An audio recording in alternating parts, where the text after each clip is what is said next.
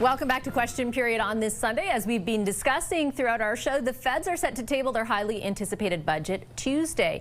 It'll be Prime Minister Mark Carney's first, and he's framing it as including, quote, generational investments, but also cautioning that transforming Canada's economy will, quote, take some sacrifices. And without a majority government, and this is key, they're going to need an opposition dance partner to get the budget passed. Both the Liberals and the Conservatives, meanwhile, are pointing fingers across the aisle, accusing the other of playing chicken over a potential Christmas election. So it's becoming pretty clear that the government is going to use their costly budget as an excuse for costly elections. But there is an alternative. They could bring in what Conservatives are calling for, and that is an affordable budget for an affordable life for Canadians. Well, next week, Canadians will have a choice between, yes, an affordable budget for an affordable life that will build Canada strong and build the biggest and best economy in the G7. That's one choice they have. The second choice is a Christmas election. A Christmas election that no one wants. So could Canadians be in for a holiday election? Our Sunday strategy session is here to talk about that. Kathleen Monk is a former NDP strategist and director of communications to the late Jack Layton. Kory Teneycke was Ontario Premier Doug Ford's campaign manager and former director of communications for Prime Minister Stephen Harper. And Scott Reid is a CTV News political analyst and former communications director to Prime Minister Paul Martin. Hi, everybody. Hey Kory, I'll start with you. What are the chances, in your view, at this point in time, of a Christmas election? Surprisingly, a lot higher than I would have guessed a few short weeks ago. I was very much of the view that they'd have a dance partner by now, or we'd have some indication of who's going to blink. But we haven't seen one yet. We haven't seen anybody who's willing to support the budget. And I think increasingly you're seeing the Conservatives feeling somewhat emboldened. I think that the race has tightened a bit since after the election. It was close to begin with. I think fortunes of the NDP are surprisingly, unchanged. And I'm not sure that there's anyone who feels that it's in their political interest to support this budget. Like, if you're the NDP, I guess I'll let Kathleen speak to this. If it's an austerity budget, that's not very tempting. If you're the Conservatives and it's got big deficits, not very tempting. And I think they've been looking to relitigate the election since the day after it finished. Kathleen, I will throw that to you. I think because of the nature of how the Bloc and the Conservatives are describing their position, so specifically setting out, like, these are our demands, a lot of attention has focused to the NDP and what they're going to do with this. What do you think? It does make me laugh, because for the last 6 months, the NDP has been irrelevant, and now, of course, the weight of the entire country is on our shoulders. So, as they say in politics, if they're talking about you, that's a good thing, right? The worst thing is to be irrelevant. So I think the NDP is, is thinking through what they want to see in the budget. But ultimately, I think, practically, Canadians are not itching for an election. There's enough political theater and drama to the south of us with Donald Trump and all of his antics.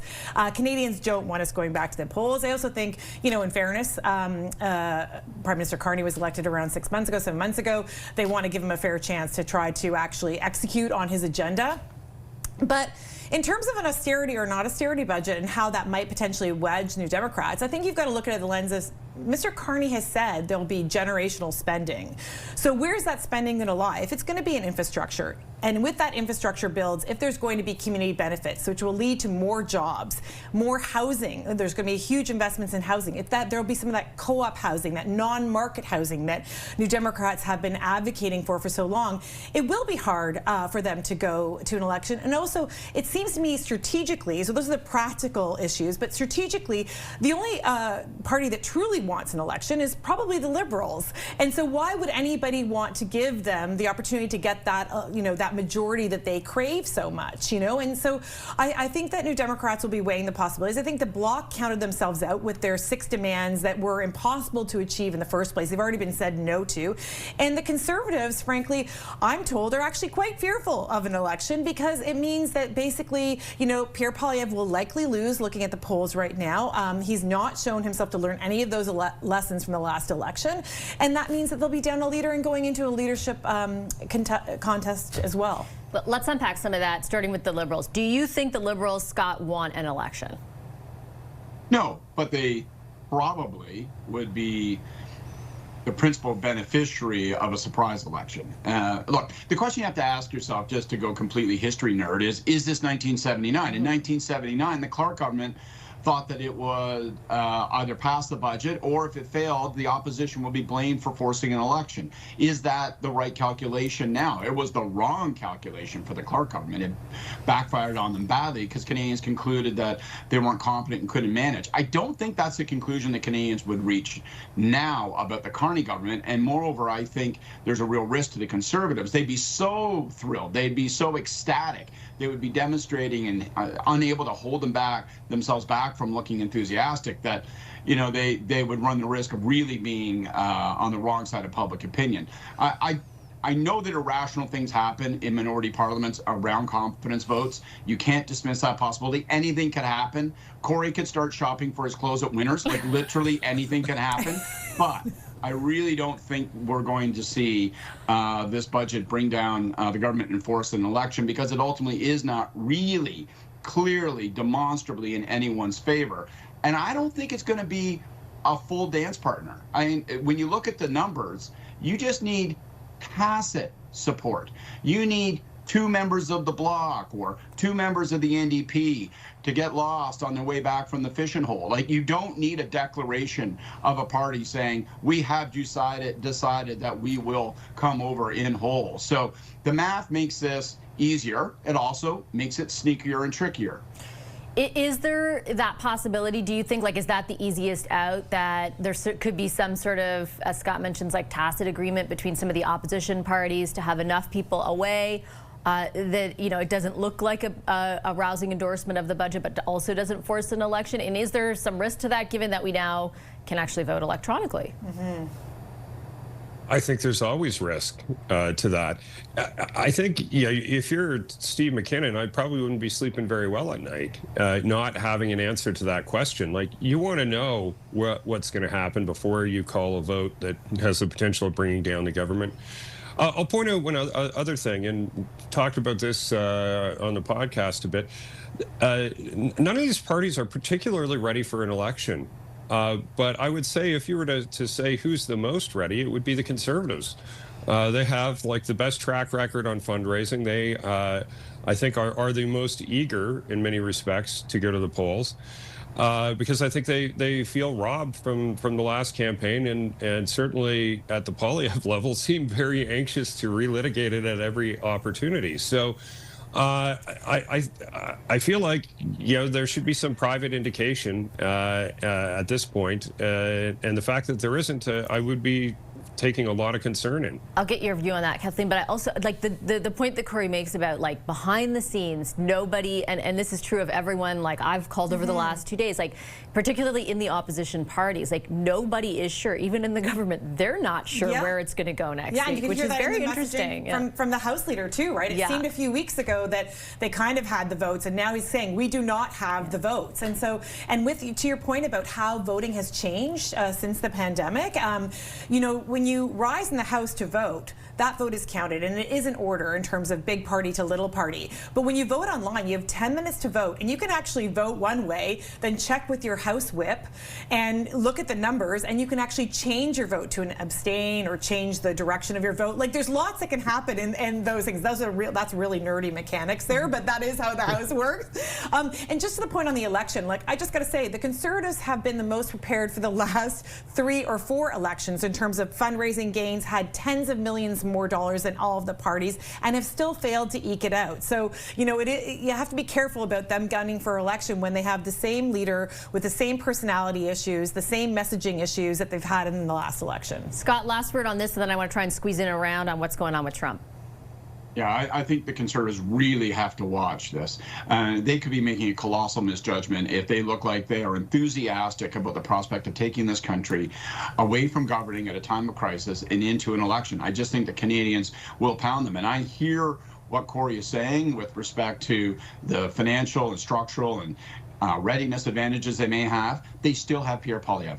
And Pierre Poilievre, was talking about arresting and jailing his opponents politically just a couple weeks ago. So I don't know that I'd want to roll the dice on that guy's judgment and where he's at. He wants He wants this economy, right, to carry on for the next 6-8 months. Make Mark Carney wear every stitch of challenge that the country faces. Why would he want an election now if you're Poilievre?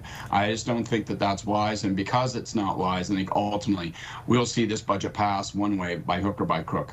Okay, well, speaking of such, it was such a wild week when it comes to Canada-U.S. relations. A lot has happened since we last convened. Kory, if you were to assess where things sit right now and where they're headed, what would you say? More of the same. I think uncertainty and chaos are what comes with the Trump presidency at all times. We've seen all kinds of examples of that over the last month. Well, frankly, since before he was even elected. I don't think a deal's in the offing for anyone. I think Trump doesn't do deals. He does deals and then he changes them, days or weeks or months after. So I think it's back to focusing on what can we do for ourselves. Where are the major projects at? What is it that we can do with trading with other nations independent of the United States to diversify our trade as much as possible, and just try to ride out the storm as best we can, because it's only stormy seas ahead when it comes to Trump. It's interesting that I'm wondering if you think what has happened, what has occurred over the last 10 days or so, Kathleen, has helped or hurt anyone politically, because as Kory talks about, where the focus lies, it's actually a kind of natural focus for both the opposition and the government around the budget, right? Like, what can we do for ourselves versus just be consumed with this thing that's happening? I think ultimately it probably did help the federal government and Prime Minister Carney and the Liberals. The deals that was rumored to be in the offing was not going to be that great, and it probably would have reflected badly, on the Carney government in terms of what they were able to achieve. So now they have this, period of stasis. Nothing's really happening, and in that time, yes, I agree with Kory that we should be focusing on our domestic and the diversification of our domestic projects and diversification of our trade overall, but there are risks to inertia. The fact that nothing's happening is a problem, because it means that Canada's not moving forward on further deals with the U.S., but also can't really move forward on deals internationally at the risk of raising Trump's ire once again. So we're leaving potentially deals on the table with other countries, whether that's China or other partners that could be doing investments, could be wanting to make that wedge with the U.S., and we're not doing that now, and so our economy is kind of in this period of purgatory or stasis, whatever you want to call it. And that's a problem for Canadians overall who are hurting. I mean, in the long run, Trump's gaining unpopularity. Like, his negatives are going up. Inflation's up, unemployment's up. The breakdown in the government in terms of funding there is going to result in many, many people not having food on the table in the U.S. It will only increase his unpopularity. But how will that impact Canada? How will that make sure that we get a good deal for us? I'm not sure in the long run if it helps us. What's the political story for you out of this week, Scott? You know what? Sometimes when you're a hockey team, the best thing you can do is have a break between periods. And I think the news of the week is, whether we liked it or not, maybe the government, maybe the Prime Minister were looking forward to a more constructive outcome with Trump. But ultimately, we now are resting between periods. We're in a bit of a break with the United States, and I actually think that that's going to be a positive thing. I'll pick up on where Kathleen was at. Trump got rolled by China this week. He got absolutely rolled. He had to back down on China, and so we're watching that happen. This Supreme Court ruling is hanging over his government. Whether or not all these tariffs will be tossed out and declared illegal, that's going to be a clarifying situation. We have all the pressure politically and economically starting to build up on Trump, and the consequences of some of these trade policies and his great big beautiful love of tariffs is starting to roll up on his shore. So I think a pause actually may help us insofar as it will allow us to see whether Trump's enthusiasm for tariffs is either eroded or forced to recede, whether we may have better options with other partners, better options with even Trump if he has to back down. So we didn't ask for this pause. I don't think the Prime Minister wanted this pause, but I think this pause may turn out to be just the song that Canada needed. All right, Scott Reid, Kory Teneycke, and Kathleen Monk, our Sunday strategy session. Thanks, everyone. Appreciate it. Coming up today, the politics of the budget are one thing, the content another. What should Canadians expect this budget to do for them? A special edition of The Scrum with Amanda Lang, Najuda Maliz, and Nick Nanos is up next.